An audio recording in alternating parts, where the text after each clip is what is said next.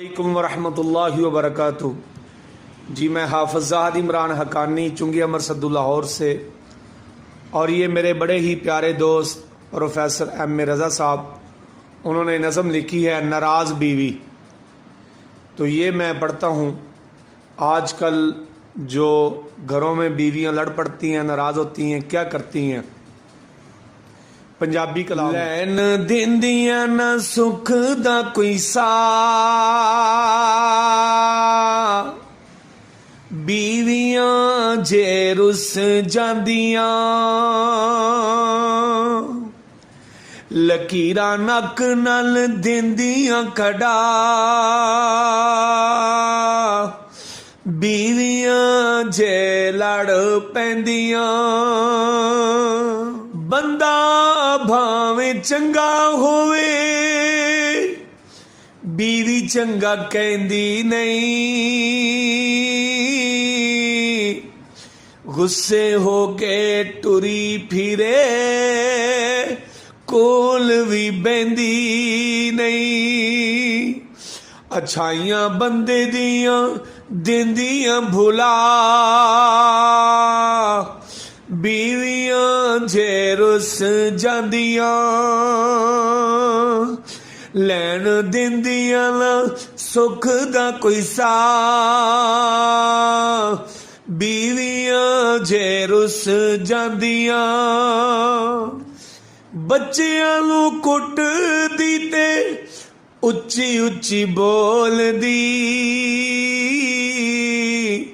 हर एक शै नू भी सुट सुट तोड़ दी।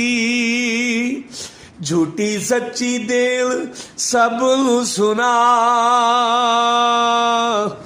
बीवियां जे रुस जांदियां,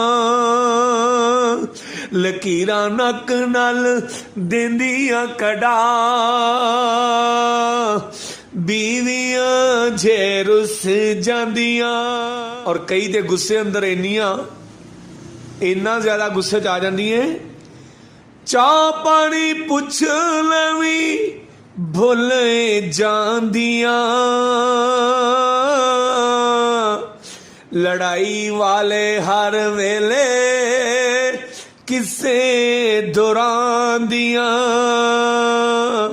झूठी गल नू भी दिंदियां वधा,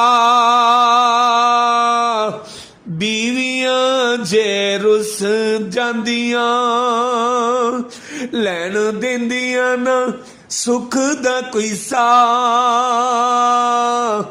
बीवियां जे रुस जांदियां। पेकियां ते आए दिन रज़ा जाके बहंदियां,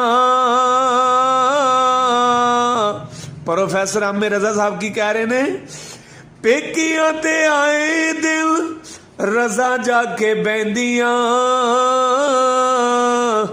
तलाक तक गल नू पचा के रहिंदियां, आप ही कर दियां कर नू तबाह, बीवियां जे रुस जांदियां, लैन दिंदियां ना सुख दा कोई सा, बीवियां जे रुस जांदियां।